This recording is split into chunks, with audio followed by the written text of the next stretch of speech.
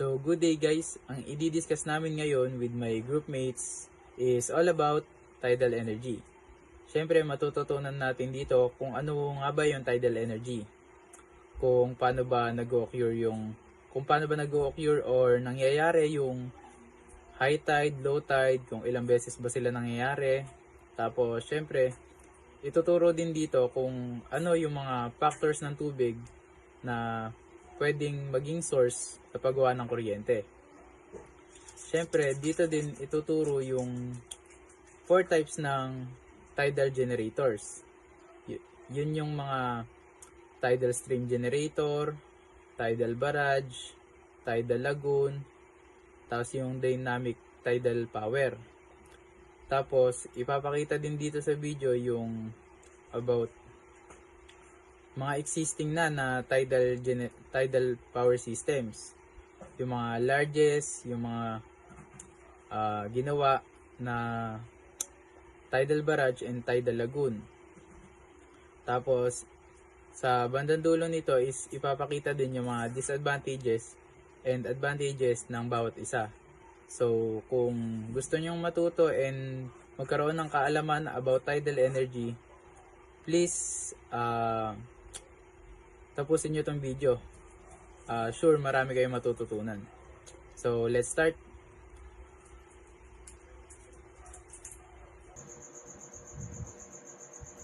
Good day everyone. Today I will be discussing the causes and frequencies of tides. Specifically, bakit nangyayari yung high tide at low tide, gaano kadalas sila nangyayari, and yung role ng moon's gravity and inertia in relation sa tides. So understanding tides is important because yung mga tidal power stations is nakadepende directly on the predictable rise and fall of seawater, especially in coastal areas. So without tides, tidal energy would simply not exist. So what are tides? Tides are the regular rise and fall of sea levels. This movement is not random. May sinusundan siyang isang predictable pattern na driven mainly by the gravitational pull of the moon. So kung wala yung buwan, walang high tide and low tide as we know them. Tidal energy comes from this movement, where yung kinetic energy ng moving water can be used para paikutin yung mga turbines and generate electricity similar to wind turbines.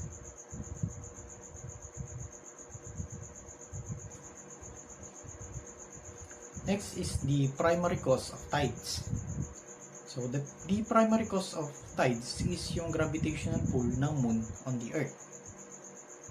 Even though the moon is much smaller than the sun, mas malapit naman to sa earth, which makes it gravitational effect on the ocean water much stronger. So yung buwan, ang ginagawa niya is hinihila niya yung tubig dito sa earth, causing the oceans to bulge outward. So this gravitational force acts on the entire earth, including land and water. Pero yung water kasi is a fluid, so we can see it respond more noticeably because it can move freely unlike the lands. So as the earth rotates, different areas move into and out of this gravitational influence, which causes yung pagtaas and pagbaba ng tides throughout the day. So kung walang moon, yung mga tides dito sa earth will be much weaker and less predictable. So in short, the moon is main driver of tidal movement, shaping the daily rhythm of our oceans.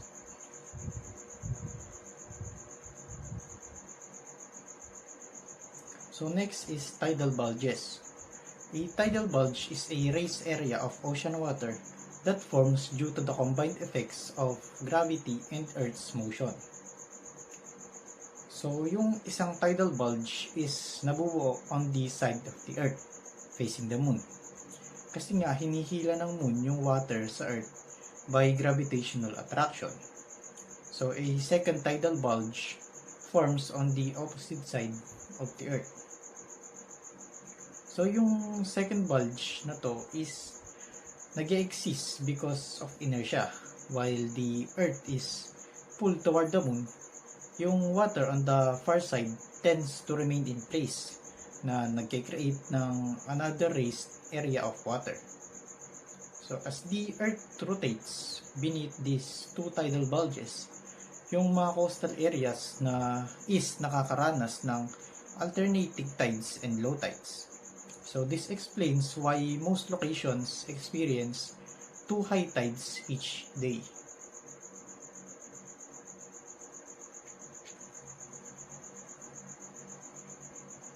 Next is high tides on opposite sides of the Earth. So doon sa side of the Earth facing the moon, mas malakas yung gravitational attraction because it is closer. Therefore, yung gravity ng moon pulls the ocean water toward it, overcoming inertia, which normally tries to keep the water in place. This action creates a large bulge called high tide. On the far side naman, mas malakas yung inertia, so the water remains in place as the Earth moves slightly toward the moon. This action leaves the ocean water on the far side behind, so it creates another bulge. This is called low high tide. Still a high tide, but lower than the one facing the moon.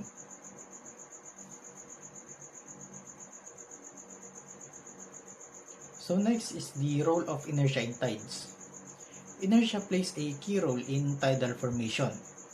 Inertia is the tendency of an object to resist changes in its motion. So sa tidal system, inertia causes ocean water on the opposite side of the Earth to lag behind as the Earth is pulled toward the moon. Because the solid Earth moves more easily than the water, on the far side, the water accumulates and forms a second tidal bulge. This interaction between gravity and inertia is essential in creating two high tides each day. Therefore, tides are the result of both gravitational forces and the motion of the Earth-Moon system.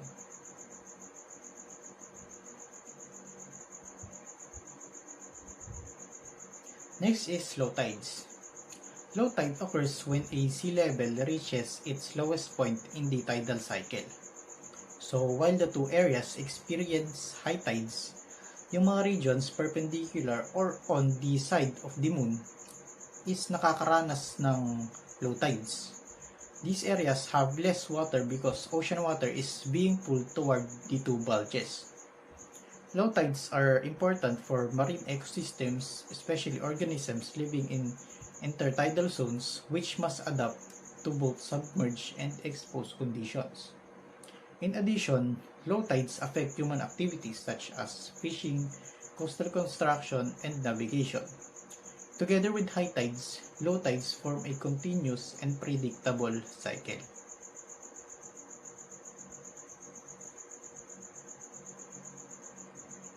Next is frequency of tides. So to understand tidal frequency, it is important to distinguish the difference between a solar and a lunar day. So yung solar day is the time it takes for Earth to rotate once relative to the Sun, which is 24 hours. So ito yung daily basis sa daily timekeeping. Ang lunar day naman is the time it takes for the Earth to rotate once relative to the Moon, lasting approximately 24 hours and 50 minutes. Since tides are primarily influenced by the moon, tidal cycles follow the lunar day. So this difference explains why the timing of tides shifts later each day.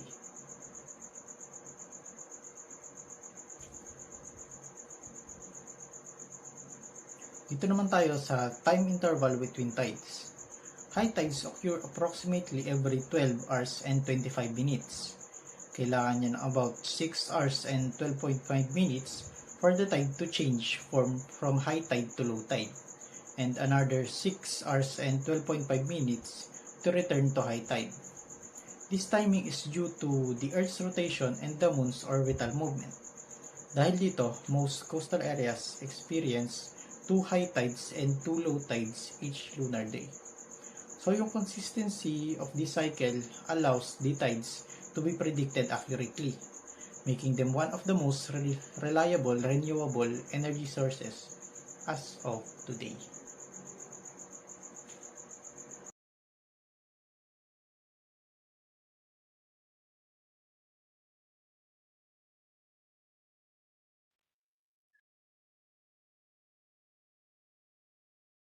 So ngayon dito naman tayo sa largest tidal power station in the world. So una, we have Siwa Lake Tidal Power Station. So sabi rito, Siwa Lake Tidal Power Station in South Korea is the world's largest tidal power plant with capacity of 254 megawatts. Opened in 2011, it generates electricity using tidal flows through turbines, improving water quality while providing clean, renewable energy and support coastal flood control and sustainable development. So sabi dito, ang Siwalik Tidal Power Station is the largest tidal power plant in the world with capacity of 254 megawatts. So gumagamit ito ng movement ng tubig dagat papasok at palabas ng lawa para magpaikot ng turbines at makagawa ng or makapag-generate ng electricity. Bukod sa power generation, ito it also improves water quality and supports ecosystem recovery sa mga lawa natin. Ang project ay nakakatulong rin sa flood control at coastal development. SIWA demonstrate that tidal energy can be reliable and renewable source while combining environmental management and sustainable electricity production of local communities.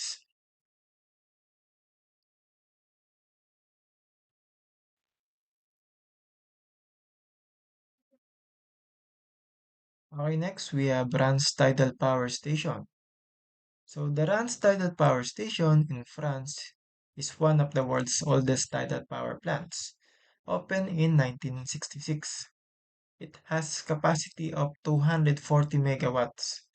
It generates electricity by harnessing tidal difference in the Rance River estuary, providing reliable renewable energy and long-term operational success. Sabi rito, the Rance Tidal Power Station is opened in 1966. So it has a capacity of 240 megawatts at Rance Estuary.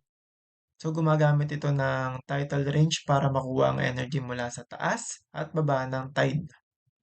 Ang project ay naging pioneer sa tidal energy technology sa France at nagpapakita ng long-term viability ng marine renewable energy. So ang RANS is continues to supply predictable low-carbon electricity sa French grid. At ipinapakita ng station na tidal energy is efficient, reliable at sustainable kahit decades na ang operations, serving as a model for future project globally. So dagdag pa rito, so sabi nga rito siya ang pinaka-oldest, so ibig sabihin siya ang pinakaunang tidal power station sa buong mundo.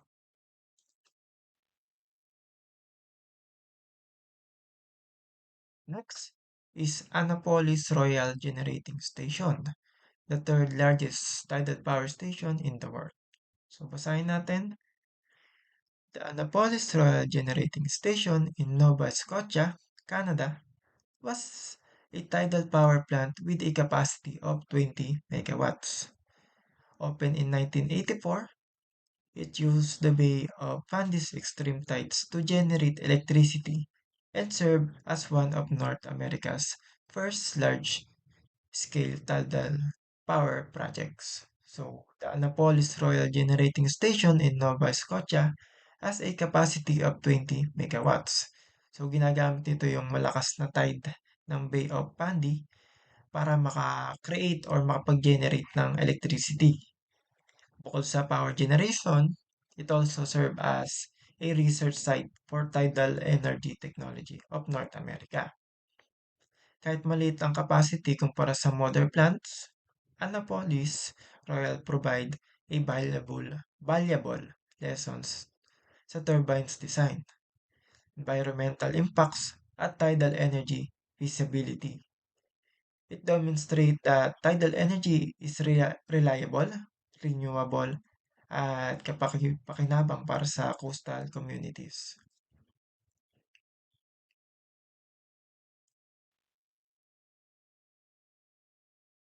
So next, we have the fourth largest tidal power station in the world, which is Mayen. So, basahin natin. Mayen is the world's largest operational tidal stream power project located in Pentland, Firth, Scotland. It generates electricity by using underwater turbines driven by strong tidal currents. The project currently has an installed capacity of 6 megawatts. Mayen demonstrate the reliability and predictability predictability of tidal energy and supports the development of clean, low-carbon, marine, and renewable power. So, Mayen is the largest operational tidal stream project in the world, located sa Pentland, Firth, Scotland. So, meron nga itong 6 megawatts capacity. And gumagamit ito ng underwater turbines na pinapaikot ng mabilis na tidal currents. So, parang wind turbines pero nasa ilalim ng dagat. So, ang project ay nagpapakita ng tidal stream energy is predictable, reliable, at efficient kumpara sa ibang renewable source. So, ang Median also supports research sa marine energy technology at nakakatulong sa pagbawas ng carbon emission sa UK. So, it demonstrate nito na ang tidal power can be scalable, sustainable, at environmental friendly.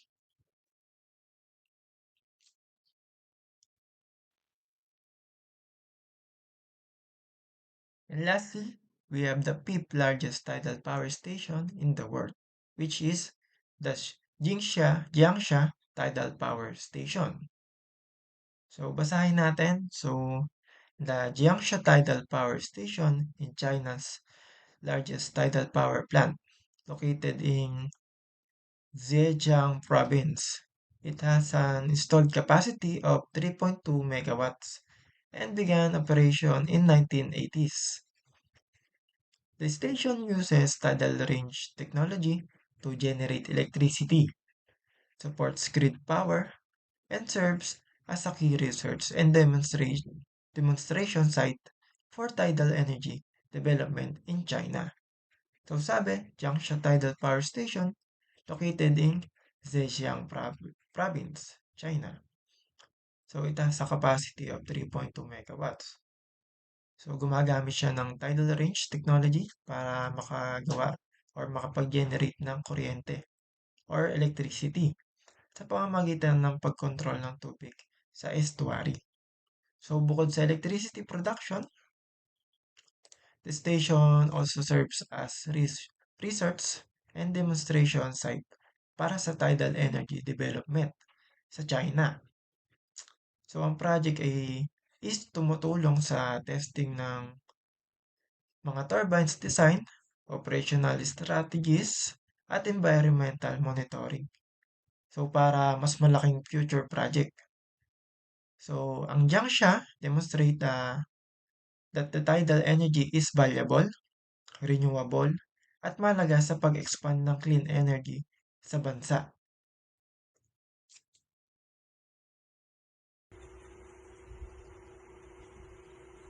So, quick recap muna tayo.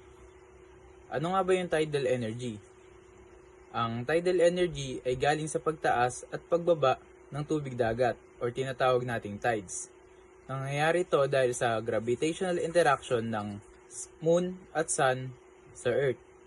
Ang maganda dito is predictable siya. Alam natin kung kailan tataas at bababa yung tubig. Kaya mas efficient siya sa paggawa ng kuryente. Meron tayong dalawang factors na tinitingnan para maging source sa paggawa ng kuryente. Una is tinatawag nating tidal range. Dito sa tidal range, kailangan magkaroon ng difference sa height ng water between two sides.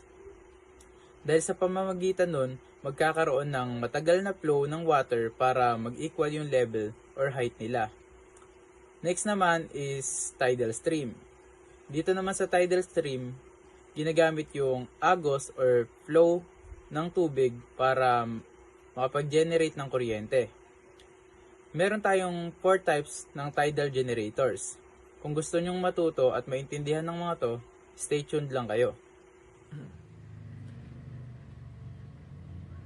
Tidal stream generators are designed to harness the immense power of ocean currents by using a variety of turbine types. One common type is the horizontal axis turbine, which features propeller-like blades that rotate along a horizontal shaft, similar to a traditional wind turbine. Another type is the vertical axis turbine, including designs like the Darius or Sovanius, which rotate around the vertical axis and can capture energy from currents flowing in any direction. Other innovative approaches including oscillating hydrofoils, which move back and forth to generate power, cross-flow turbines that allow water to pass through blades from multiple directions, Venturi ducted devices that accelerate water through a narrow channel to increase efficiency, and even tidal kites, which fly through currents, capturing energy from deeper, faster-moving water. A critical aspect of all these types or these systems is the blade design. Blades are carefully shaped like a hydrofoils to maximize lift and reduce drag, while also being strong enough to endure the intense forces of moving water. They are typically made from high-strength, corrosion-resistant composite materials to withstand long-term operation in harsh marine environments. Engineers also focus on controlling cavitation, a phenomenon where sudden pressure drops create vapor bubbles that can damage the blades over time. By carefully shaping the blades and optimizing flow patterns, designers minimize cavitation and ensure the turbines operate efficiently and reliably. A tidal stream generator works much like a wind turbine, but it is installed underwater, typically in depths of 25 to 50 meters, with newer systems reaching even greater depths. As tidal currents flow past, they turn the turbine's blades, which range from 8 to 18 meters in length and rotate at speeds of 12 to 18 revolutions per minute. A gearbox then increases this rotational speed to drive a generator, producing electricity that is transmitted to shore through underwater cables. Because water is nearly 800 times denser than air, tidal turbines can generate significantly more power than wind turbines of similar size. However, this density also means the turbines must be constructed more robustly, making them more expensive. Despite this, tidal stream generators generally have a lower environmental impact compared to other tidal energy methods, such as tidal barrage. One notable example is the Sea-Gen, the world's first commercial tidal stream generator, which began operation in 2008 in Strangford Lough, Northern Ireland. With the capacity of 1.2 megawatts, it produced around 11.6 gigawatt per hour of electricity before being decommissioned in 2019, leaving behind valuable data for future tidal energy projects. This slide shows the different types of turbines used in tidal energy generators. Each design is developed to efficiently capture energy from moving tidal currents under different marine conditions. First is the horizontal axis turbine. This is the most commonly used type in tidal energy systems. Its blades rotate around a horizontal shaft similar to a wind turbine but underwater. It is highly efficient in strong, steady tidal currents, and it is widely used in large commercial tidal power projects. Next is the vertical axis turbine. Unlike horizontal turbines, these types rotates around the vertical shaft. One advantage is that it can accept water flow from any direction, which makes it suitable for locations where tidal currents can change direction frequently. However, it is generally less efficient than horizontal axis turbines. Third type is the oscillating hydrofoils. Instead of rotating blades, these systems use hydrofoil wings that move up and down as water flows past them. This oscillating motion drives a generator. It is designed for lower speed tidal currents and offers reduced impact or marine life due to its slower movement. Another type is the cross-flow turbine. This turbine allows water to flow across the rotor than directly through it. It can operate efficiently regardless of flow direction, making it suitable for narrow channels with reversing tides. The Venturi ducted device uses a funnel-shaped duct to increase water velocity before it reaches the turbine blades. By accelerating the tidal flow, this design improves power output even in areas with weaker currents. Lastly, the tidal kite. It is a unique system that resembles an underwater kite. It moves in a controlled figure-8 pattern through tidal currents, significantly increasing water speed across the turbine. This allows energy generation even in slow-moving tides. Seagen, installed in 2008 at Strangford Lough in Northern Ireland, was recognized as the world's first commercial-scale tidal stream generator. With a capacity of 1.2 megawatts, it produced approximately 11.6 gigawatt per hour of electricity over its lifetime.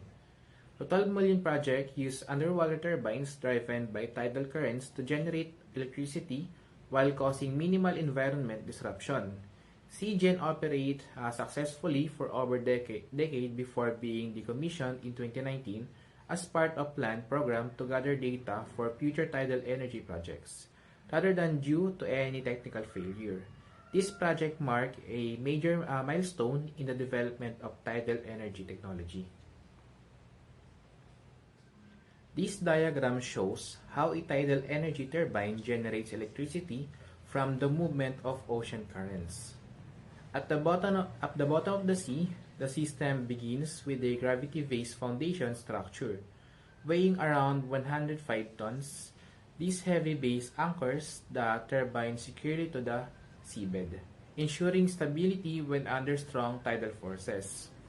Next, we have the rotor blades, which are positioned underwater where tidal currents flow consistently. When tidal currents move at speed of 1 and 4.6 meters per second, they push against the blades, causing them to rotate. This motion is similar to how wind turbines turns the blade of a wind turbine, but instead of water, it uses moving seawater. As the rotor blades spin, they drive a generator located inside the turbine housing. The turbine shell has a 18-meter diameter rotor, which provides enough mechanical energy to power the generator.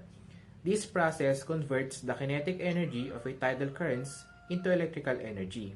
In the system, the turbine can produce up to 1.5 megawatts of electricity. Once electricity is generated, it is transmitted through an underwater electrical cable. This cable runs along the seabed and carries the electricity from the offshore turbine to the shore. Finally, the electricity reaches an onshore substation. Here the power is converted to the appropriate voltage and transferred into the national power grid, where it can be distributed for residential, commercial, and industrial use. Overall, this system demonstrates how tidal energy provides a reliable and renewable source of power by harnessing predictable ocean currents with minimal environmental impact. This table presents several operational tidal power stations around the world, highlighting their capacity, location, year of operation, and turbine type. First, Magen, located in Scotland, United Kingdom, is currently one of the largest tidal energy projects in the world. It has a capacity of 6 megawatts and began operations in 2016. Magen uses horizontal axis turbines. which are similar in design to underwater wind turbines and are highly efficient, strong tidal currents. Next is the Orbital 02 based in Orkney, UK. It has a generating capacity of 2 megawatts and started operating in 2021. Like Magen, it is also uses horizontal axis turbines, showing the dominance of this turbine type in modern tidal energy systems. Another project in Orkney is the Magallanes Renovables ATIR tidal station. It produces 1.5 megawatts of power and began operation in 2019. This project also uses horizontal turbines, reinforcing their reliability and effectiveness in harvesting tidal energy. Moving to Northern Europe, the Minesto Westmanasund project in the Faroe Islands starting in 2020, and it has a capacity of 1.4 megawatts. It uses horizontal turbine technology designed to operate efficiently even in lower speed tidal currents. In Asia, the Ultuldomok tidal power station in South Korea is shown with two turbine types. Both installations generate 1 megawatt and began operation in 2009. One system uses a tidal kite which moves through water in controlled path to increase energy capture, while the other uses a cross-flow turbine which can accept water flow from multiple directions. Overall, this table demonstrates that tidal energy is already being successfully deployed across different regions, with varying turbine designs and capacity, proving its potential as a reliable and renewable energy source.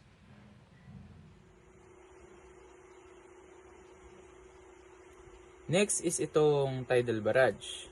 Ang tidal barrage ay para siyang dam, pero sa dagat. Karaniwan siyang ginagawa sa bunganga ng ilog o tinatawag nating estuary, kung saan malakas yung pagtaas at pagbaba ng tubig.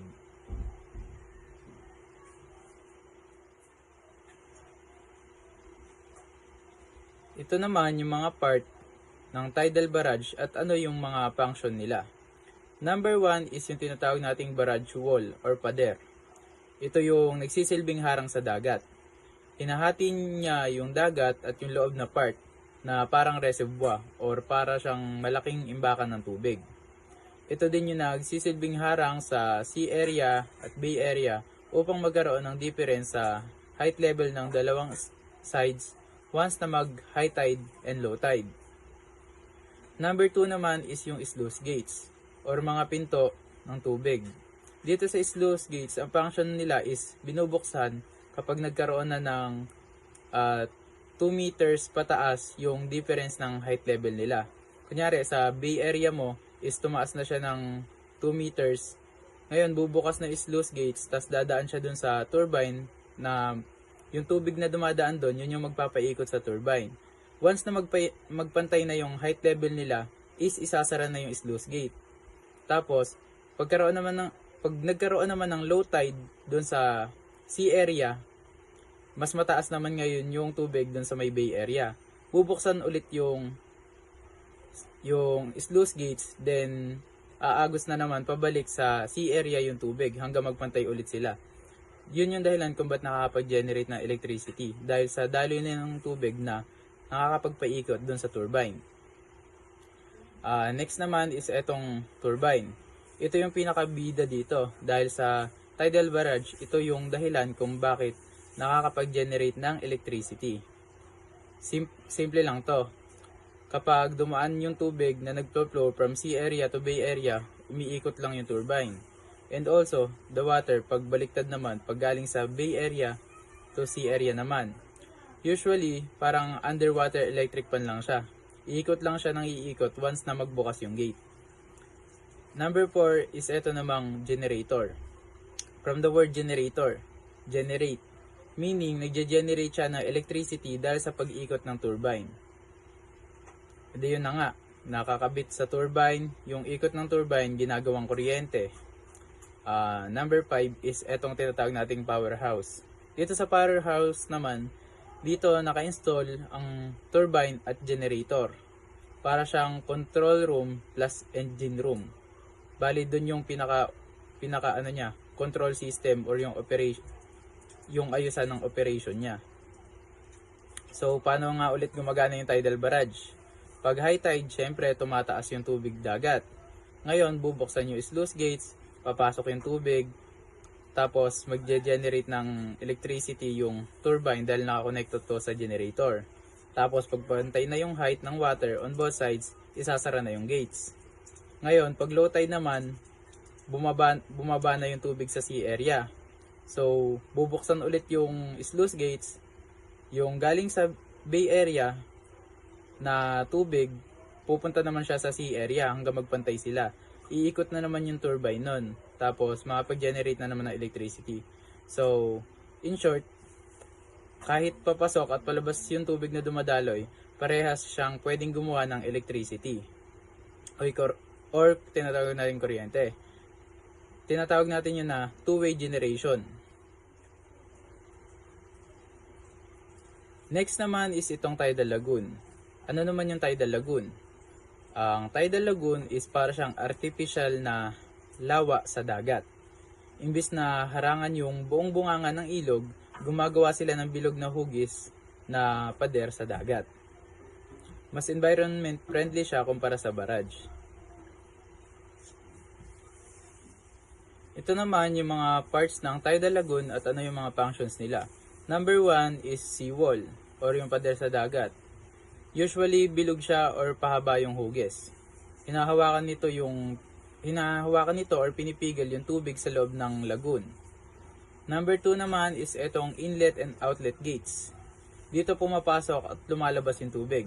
So, ibig sabihin, may connection din yung operation niya sa tidal range or difference ng height sa dalawang magkahiwalay na bodies of water. Number 3 naman is etong turbines. Katulad ng sa barrage, ginagamitan din ito ng turbine na nakakabit naman sa generator para makapag-produce ng electricity. Nakalagay ito sa mga opening ng lagoon para pag may pumasok o lumabas na tubig is iikot siya then makakapag-generate agad ng electricity. Number 4 naman is etong generator. Siyempre, ang main function ng generator is to convert mechanical energy into electrical energy. So, pag nagkaroon ng rotating motion ang turbine, basically, makaka-generate ng electricity yung generator. Number 5 naman is etong control system. Dito is siya yung nag-aayos kung kailan bubukas or sasara yung gates. Dito din yung control para mas maging efficient yung power generation. So, paano ba gumagana yung tidal lagoon? Para lang din siyang tidal barrage. Ang pinagkaiba lang nila is man-made yung tidal lagoon. So, eto nga. Pag high tide, pumapasok yung tubig sa loob ng lagoon. Then, iikot yung turbine to generate electricity. Then, pagpantay na yung level ng water, mag-close na yung gate. Mag-close na yung gate. Then, iipunin yung tubig sa loob. Tapos pagkatapos nun, pag nag-low tide naman sa labas, magkakaroon na naman ng difference sa height ng water inside and outside ng lagoon. So, lalabas na naman yung tubig mula sa lagoon, then iikot na naman si turbine. And magge-generate na naman ng electricity. So, dadaan sa turbine, iikot. Pag umikot yung turbine, makakapag-generate na electricity gamit yung generator. So, ibig sabihin, pwede rin siyang gumawa ng kuryente in both direction or two-way generation din siya sa pagpasok and paglabas ng tubig. Depende sa design. Dito sa tidal lagoon, merong isang tidal lagoon na ginawa pero hindi siya natapos. So, wala pang existing na gumaganang tidal lagoon ngayon. Dynamic tidal power, or DTP, is an innovative way to harness the energy of ocean tides.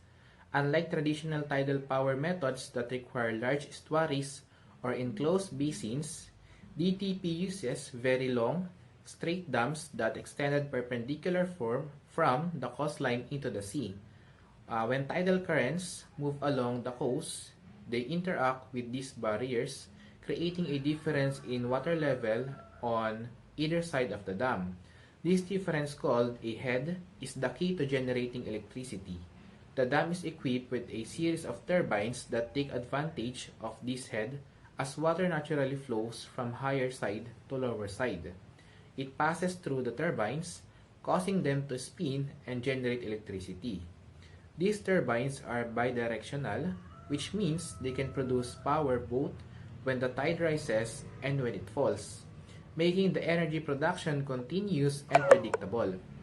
Essentially, the mechanism of DTP works by converting the kinetic energy of moving tidal currents into a potential energy difference and then into mechanical energy in the turbines, which is finally transformed into electrical energy. What makes DTP particularly exciting is that it does not require extreme tidal ranges to be effective. So, it can be applied in many coastal regions around the world, including areas in China, Korea, and in United Kingdom. Models suggest that a full-scale DTP dam, potentially tens of kilometers long, could generate gigawatts of power, enough to supply electricity to millions of homes. Beyond energy generation, these structures could also serve as a coastal protection, connect islands, or even create zones for aquaculture, which could help offset construction costs. While DTP has not yet been implemented anywhere due to its scale and complexity, it represents a promising approach to produce reliable, renewable energy from the ocean and could play a significant role in future clean energy systems. Yun, good day everyone. Ano nga ba yung tidal energy? Yung tidal energy ay isang renewable energy na nanggagaling sa natural na pagtaas ng tubig at pagbaba ng tubig dagat. Sa panahon ngayon na patuloy na tumataas ang demand ng kuryente at dumarami rin yung environmental problems dahil sa fossil fuels, mas nagiging mahalaga ang paghahanap ng clean and sustainable energy sources. Isa nga sa mga energy sources na may malaking potential ay ang tidal energy. Maraming advantage yung tidal energy. Sa presentation na ito, i-explain ko sa inyo ang mga pangunahing advantages or benepisyo ng tidal energy at kung bakit nga ba ito may tuturing na isang maasahan at pangmatagalang source ng kuryente. Yun, una nga dito sa mga advantages ng tidal energy. Number 1, renewable and inexhaustible. Ang tidal energy ay renewable at inexhaustible, meaning hindi ito nauubos. Nangyayari ang tides dahil sa gravitational pull ng moon and sun. Kaya hanggat umiiral ang mga ito, tuloy-tuloy din ang paggalaw ng tubig dagat. Hindi tulad ng fossil fuels na nauubos kapag ginagamit. Ang tidal energy ay paulit-ulit at natural na nabubuo. Dahil dito, very reliable siya bilang long-term solution sa energy supply. Pangalawa naman dito, predictable and consistent. Pangalawa, ang tidal energy ay predictable and consistent. Ang pagtaas at pagbaba ng tubig ay may regular na schedule na nangyayari twice a day. Ibig sabihin, kayang hulaan ng mga engineers kung kailan at gaano karami ang kuryente na magagawa compared sa solar energy na umaasa lang sa sikat ng araw. Pag sa solar energy kasi pag makulimlim, yun, wala tayong makukuhang solar energy. At wind energy na nakadepende naman siya sa hangin. Ang tidal energy ay mas stable at mas reliable. Number 3, environmental friendly. Ang tidal energy ay environmental friendly.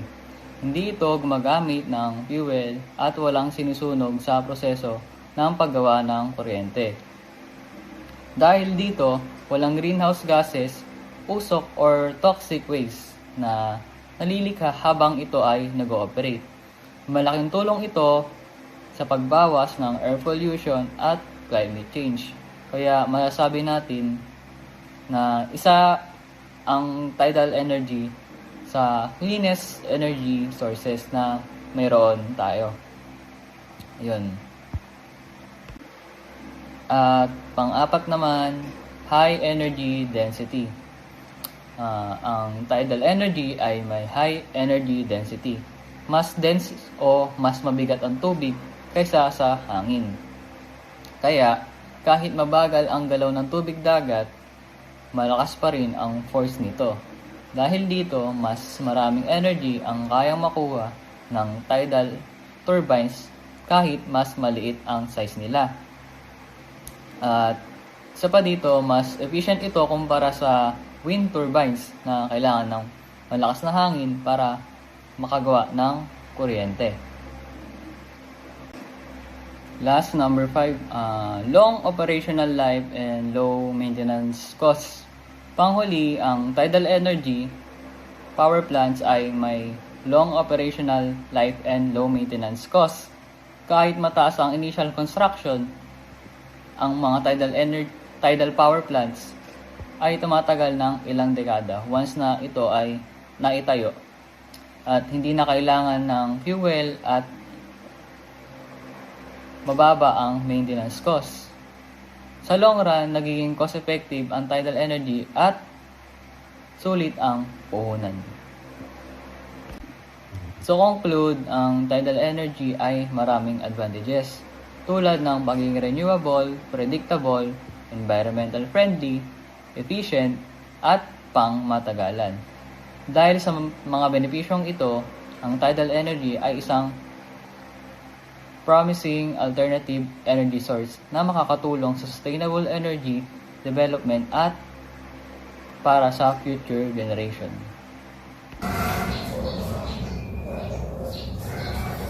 Good day everyone. Today I will discussing the disadvantage of tidal energy.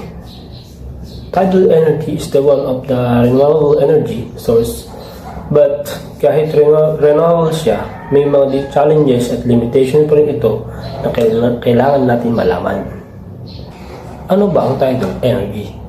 Ang tidal energy ay isang energy na galing sa paggalaw ng tubig, dagat, lalo na kapag high tide o low tide.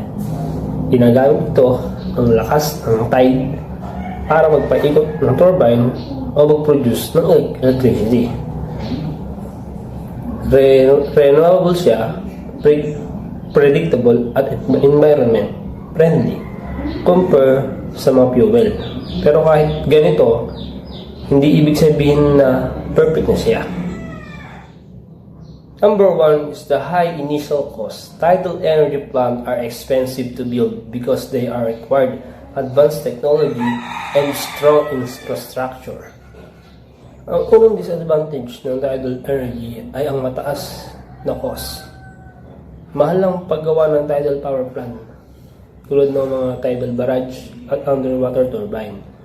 Kailangan natin ito ng mga advanced technology, heavy construction, matibay na materials dahil ito ay underwater tubig at kailangan ng matibay para makontra yung tubig at yung alat kung sa dagat ito gagawin.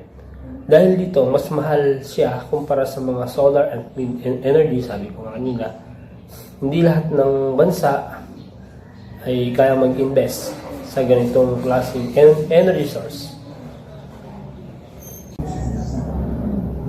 Limited sustainable location. Only coastal area with strong and regular tides can generate tidal energy, which limit where it can be used. It's the limited stable location.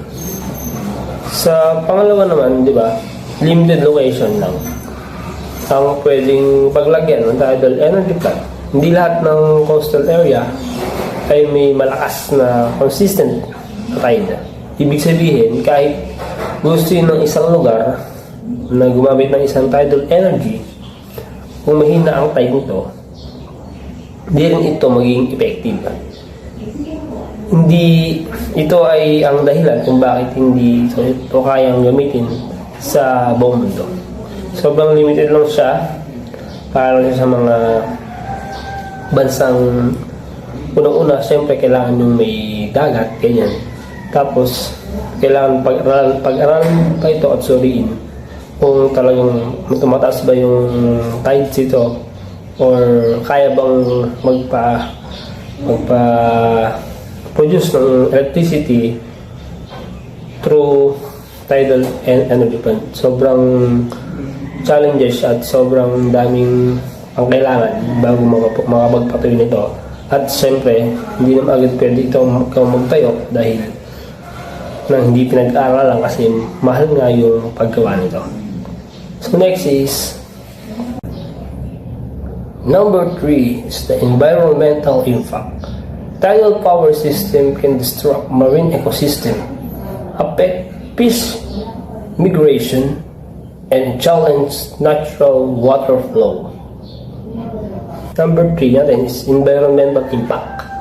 So kahit renewable energy siya, may mga epekto pa rin ang tidal energy sa environment. Ang pagpapatayo ng isang tidal power plant ay maaaring maka-epekto sa mga marine life, mga isda natin, marine ecosystem, at natural flow ng tubig. Di ba? May mga isda na nahihirapan dumaan sa turbine na maaaring magdulot ng pagbaba ng kanilang populasyon, di ba? Maapekto din sa ating mga isda, syempre, dahil kung mababa ang population ng isda, is wala silang makukuha, di ba? Kaya sobrang disadvantage nito dahil yung mga isda natin, pag nagpupunta siya sa mga, kunyari, hindi nga niya alam na gano'n, di ba? Magiging, kung mapunta siya sa turbine, mahiwa siya yung isda, is mamamatay siya at takot kayo ng dugo. Hanggang sa dumami, magiging yung dagat, is magiging kulay dugo na, di ba? Sobrang environmental impact din siya. Kaya kailangan nito ng isang masiyasong pag-aaral para sa mga marine life at kung kapatay naman ito. So number 4 is the intermittent power generation. Electricity is produced only when tides are moving, so power generation is not continuous. Intermittent power generation. Isa pang disadvantage ay ang intermittent power generation. Hindi tuloy-tuloy ang pag-generate ng kuryente dahil tumataas ito sa galaw ng tide, di ba? May mga oras na walang movement ang tubig, kaya walang energy na napoproduce. Kaya kailangan pa rin ng backup energy source tulad ng battery o iba pang plants. Di ba? Hindi siya continuous, hindi siya tulad ng hangin na wind turbine na may hangin talaga na consistent, di ba? Sa mga coastal area, araw, yung solar natin hanggang alas 4 may. Pero ito kasing tidal power plant natin is ano siya, hindi siya continue, hindi siya lagi ganyan. Kumbaga putol-putol yung pag-produce ng energy niya. So next is the maintenance and operational challenge. Equipment is exposed to salt water, causing corrosion and making maintenance difficult and expensive. Next is the maintenance problem. Ang tidal energy system ay naka-install sa ilalim ng dagat, di ba? Kaya mahirap mag-maintenance dito. Ang seawater ay nagdudulot ng corrosion, rust, mabilis na pagkasira ng equipment. Kapag nasira ang turbine, mahal at delikado ang pag-repair dahil kailangan ng specialized driver at equipment, di ba? Kung ikaw kunyari, ako gagawa ko sa ilalim ng tubig, di ba? High risk, siyempre high price din yun. Hindi naman tayo papayag na madali lang yung trabaho tapos ay mahirap yung trabaho tapos ang baba ng sweldo, diba? Kaya kung mag-maintenance ng isang tidal power plant is sobrang mahal niya at risky pa to sa mga tao. Kaya ito yung isa sa advantage, maintenance problem. Next is the distance from the demand center. Tidal energy plants are found located far from city and industrial area, leading to the energy loss and higher transmission costs. The last is the disadvantage. Number last natin is the distance from the demand center. Ang isang disadvantage ng tidal energy ay isang distance mula sa demand center.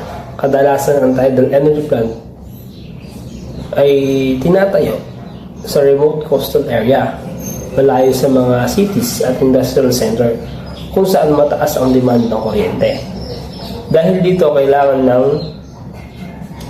mahabang transmission line, additional infrastructure, mas mataas na gastos. Di ba? Habang mas malayo kasi yung pinanggagalingan ng kuryente is mas malaki yung energy loss during transmission. Yun yung tinatawag natin na voltage drop. Kaya syempre kung galing pa siya ng isang coastal area tapos pupunta mo siya ng cities, di ba? Medyo malayo siya at magkakaroon tayo ng energy loss during the transmission, di ba? Kaya disadvantage din itong distance from the center demand.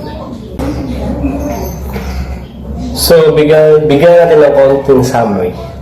So, ang tidal energy ay isang renewable at predictable source ng energy. Pero, yung mga mahalagang disadvantage na tayo na kailangan malaman. Yung una dito, yung mataas na cost, limited na location, at negative environmental impact sa mga marine life. Hindi rin tuloy-tuloy ang produce ng energy dahil tumataas lang ito kapag gumagalaw ang tides. Bukod dito, mahirap at mas mahal ang maintenance. Kadalasan ay malayo ang mga tidal energy plant din sa mga demand center na nagdudulot ng energy loss at dagdag gastos sa mga transmission. So dahil sa mga ito, ang tidal energy ay mas angkop bilang isang supplementary energy source at hindi pa ideal bilang isang pangunahing pinagkukunan ng kuryente natin sa ngayon.